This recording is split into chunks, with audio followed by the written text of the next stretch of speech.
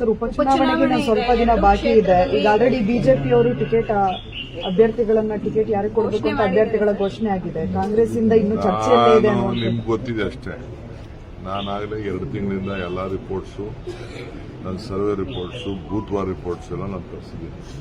2 ಕ್ಷೇತ್ರದಲ್ಲೂ ತರಿಸಿದ್ದೀನಿ. ನಮ್ಮ ಟೀಮು ಅವರು ಹೋಗಿ ನಮ್ಮ ಲೀಡರ್ಸ್ನು ಕಳಿಸಿದ್ದೇವೆ.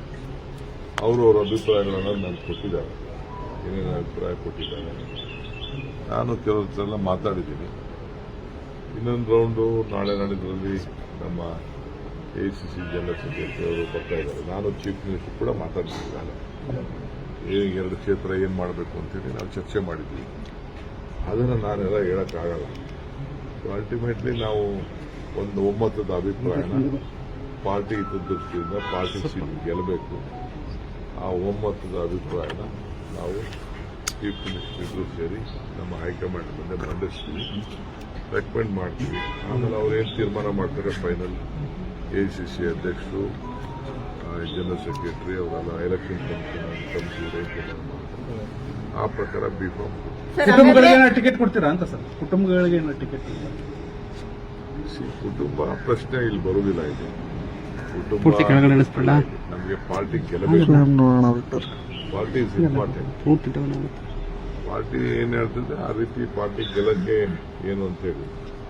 ಯಾಕೆಂದ್ರೆ ಅದೊಂದು ದೊಡ್ಡ ಮುಖಂಡಗಳ ಸೀಟ್ ಇದು, ಮಾಜಿ ಮಂತ್ರಿಗಳ ಸೀಟ್, ವೀರಶೈವ ಮಹಾಧ್ಯಕ್ಷರ ಸೀಟ್ ಇದೆ.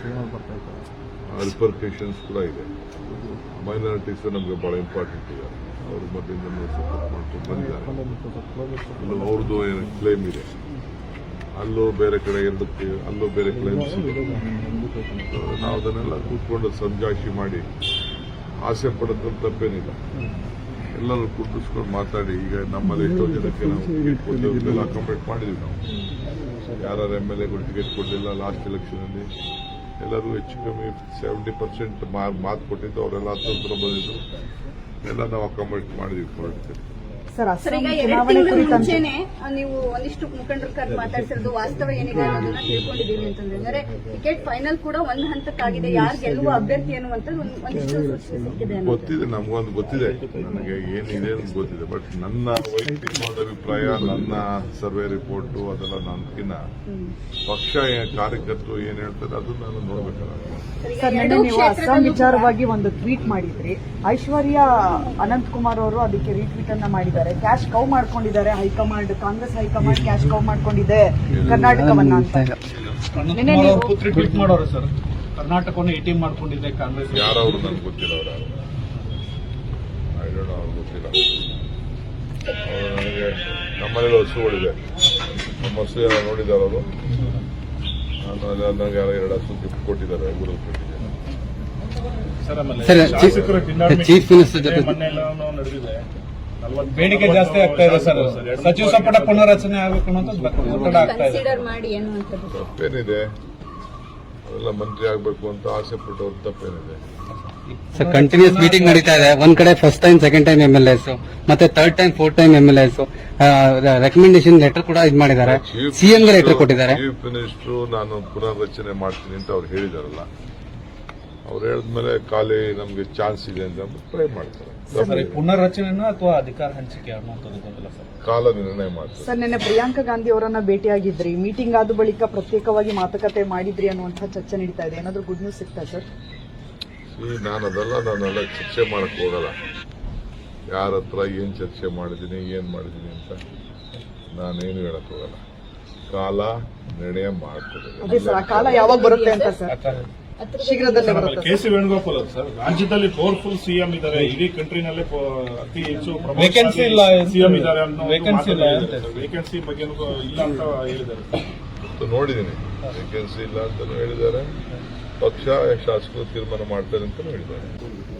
ನಮ್ಮ ರಾಜ್ಯದ ಎಲ್ಲ ಗೌರವಾನ್ವಿತ ಸಂಸತ್ ಸದಸ್ಯರನ್ನ ಆಹ್ವಾನ ಮಾಡಿದ್ದು.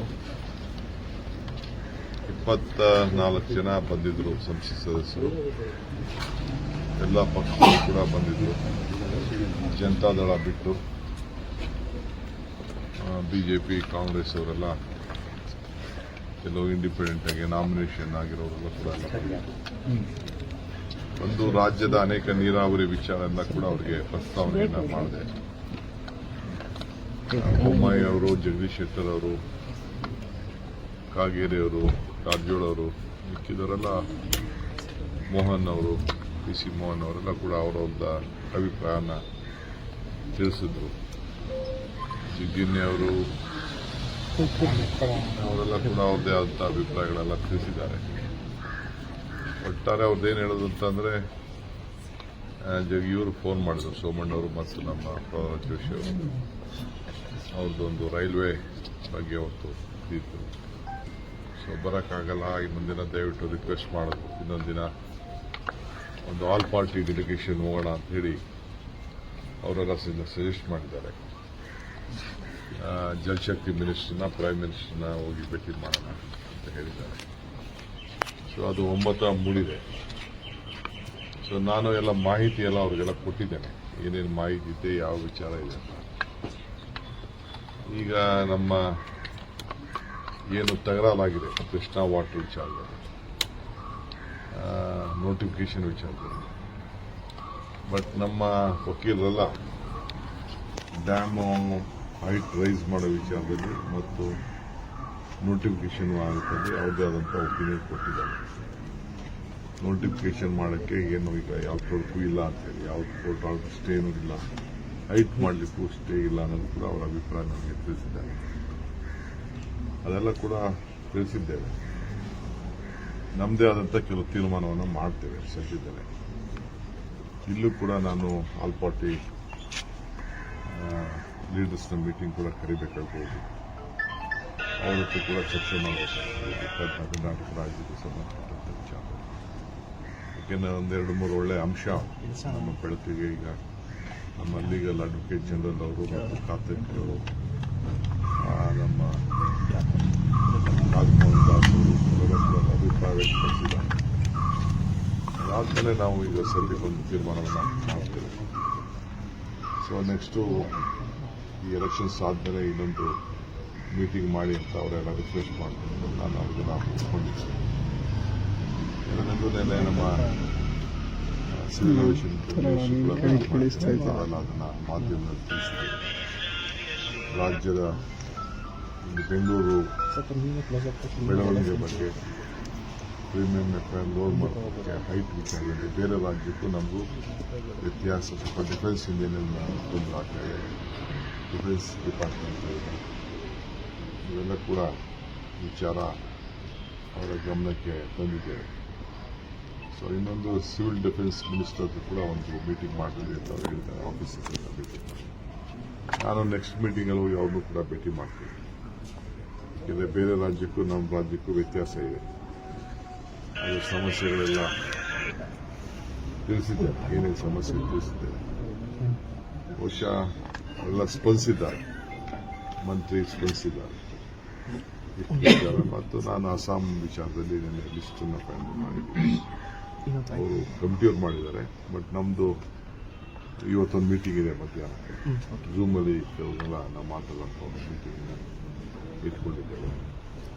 ಇದಾದಮೇಲೆ ಅನೇಕ ತೀರ್ಮಾನ ಎಲ್ಲೆಲ್ಲಿ ಯಾವತ್ತು ಹೋಗಬೇಕು ಅಂತ ಏನು ಮುಂದಕ್ಕೆ ತೀರ್ಮಾನ ಆಗ್ತದೆ. ಆ ಪ್ರಕಾರ ಚುನಾವಣಾ ಪ್ರಚಾರ ಸರ್, ಉಪಚುನಾವಣೆಗೆ ಬಿಜೆಪಿ ಟಿಕೆಟ್ ಅನೌನ್ಸ್ ಆಗೋಗಿದೆ. ಇನ್ನು ಕಾಂಗ್ರೆಸ್ನಲ್ಲಿ ಗೊಂದಲ ಹಂಗೆ ಮುಂದುವರೆದಿದೆ ಸರ್. ಎರಡನೇ ವಿಮಾನ ಎಂ.ಬಿ. ಪಾಟೀಲ್ ಅವರು ಪ್ರಪೋಸಲ್ ಕೊಟ್ಟಿದ್ದಾರೆ. ಅವರು ಅದಕ್ಕೆ ಅಭಿಪ್ರಾಯ ಕೂಡ ತಿಳಿಸಿದ್ದಾರೆ. ನೆಕ್ಸ್ಟ್ ನಾವು ಕ್ಯಾಬಿನೆಟ್ ಅಲ್ಲಿ ಚರ್ಚೆ ಮಾಡಬೇಕು. ಸಾಧಕ ಬಾಧಕಗಳನ್ನ ಚರ್ಚೆ ಮಾಡಬೇಕು. ಫೈನಾನ್ಷಿಯಲ್ ಕನ್ಸ್ಟೆಂಟ್ಸ್ ಎಷ್ಟಾಗ್ತದೆ, ಲ್ಯಾಂಡ್ ಅಕ್ವಿಷನ್ ಅದೆಲ್ಲ ನಮ್ಮ ಜವಾಬ್ದಾರಿ. ಅದು ಜಾಗದವೆಲ್ಲ ನಮ್ಮ ಮೇಲೆ ಕೊಟ್ಟಿದ್ದಾರೆ. ಅದೆಲ್ಲ ಒಂದು ಸ್ಟಡಿ ಮಾಡಬೇಕು. ಅವ್ರದ್ದು ಒಂದು ಸ್ಟಡಿ ಮಾಡಿ ಒಂದು ರಿಪೋರ್ಟ್ ಕೊಟ್ಟಿದ್ದಾರೆ. ಇದು ನಮ್ಮ ಏನು ಹೈಟ್ ವಿಚಾರ, ಡಿಫೆನ್ಸಿಂದ ಏರ್ಪೋರ್ಟಿಂದ ಏನು ಸಮಸ್ಯೆ ಆಗ್ತಿತ್ತು, ಅದಕ್ಕೆ ಇನ್ನೊಂದು ಒಳ್ಳೆಯದು ಅಂದರೆ ಅವರು ಇಂಟರ್ನ್ಯಾಷನಲ್ ಸಿಟೀಸಲ್ಲಿ ಏನೇನು ತೊಂದರೆ ಆಗ್ತಾ ಇತ್ತು, ಅಲ್ಲಿನ ಮಾನ್ಯತೆಗಳಿದೆ, ಅದನ್ನು ಕೂಡ ಅವರೊಂದು ರಿಪೋರ್ಟ್ ಮಾಡಿದ್ದಾರೆ.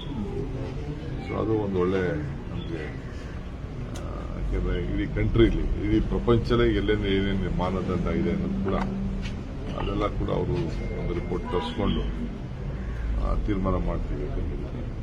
ಸರ್, ಉಪಚುನಾವಣೆಗೆ ಇನ್ನು ಸ್ವಲ್ಪ ದಿನ ಬಾಕಿ ಇದೆ. ಈಗ ಆಲ್ರೆಡಿ ಬಿಜೆಪಿ ಅವರು ಟಿಕೆಟ್ ಯಾರಿಗೆ ಕೊಡಬೇಕು ಅಂತ ಅಭ್ಯರ್ಥಿಗಳ ಘೋಷಣೆ ಆಗಿದೆ. ಕಾಂಗ್ರೆಸ್ ಇಂದ ಇನ್ನು ಚರ್ಚೆಯಲ್ಲೇ ಇದೆ ಅನ್ನುವಂಥದ್ದು. ನಿಮ್ಗೆ ಗೊತ್ತಿದೆ ಅಷ್ಟೇ. ನಾನಾಗಲೇ 2 ತಿಂಗಳಿಂದ ಎಲ್ಲ ರಿಪೋರ್ಟ್ಸು, ನನ್ನ ಸರ್ವೆ ರಿಪೋರ್ಟ್ಸು, ಬೂತ್ವಾರ್ ರಿಪೋರ್ಟ್ಸ್ ಎಲ್ಲ ನಾನು ತರಿಸಿದ್ದೀನಿ. 2 ಕ್ಷೇತ್ರದಲ್ಲೂ ತರಿಸಿದ್ದೀನಿ. ನಮ್ಮ ಟೀಮು ಅವರು ಹೋಗಿ ನಮ್ಮ ಲೀಡರ್ಸ್ನು ಕಳಿಸಿದ್ದೇವೆ. ಅವರು ಅವ್ರ ಅಭಿಪ್ರಾಯಗಳನ್ನು ನನಗೆ ಕೊಟ್ಟಿದ್ದಾರೆ. ಏನೇನು ಅಭಿಪ್ರಾಯ ಕೊಟ್ಟಿದ್ದಾರೆ ನಾನು ಕೆಲವರೆಲ್ಲ ಮಾತಾಡಿದ್ದೀನಿ. ಇನ್ನೊಂದು ರೌಂಡು ನಾಳೆ ನಾಡಿದ್ರಲ್ಲಿ ನಮ್ಮ ACC ಜನರಲ್ ಸೆಕ್ರೆಟರಿ ಅವರು ಬರ್ತಾ ಇದ್ದಾರೆ. ನಾನು ಚೀಫ್ ಮಿನಿಸ್ಟರ್ ಕೂಡ ಮಾತಾಡ್ತಿದ್ದಾರೆ. 2 ಕ್ಷೇತ್ರ ಏನು ಮಾಡಬೇಕು ಅಂತೇಳಿ ನಾವು ಚರ್ಚೆ ಮಾಡಿದ್ವಿ. ಅದನ್ನು ನಾನೆಲ್ಲ ಹೇಳೋಕ್ಕಾಗಲ್ಲ. ಅಲ್ಟಿಮೇಟ್ಲಿ ನಾವು ಒಂದು ಒಮ್ಮತದ ಅಭಿಪ್ರಾಯನ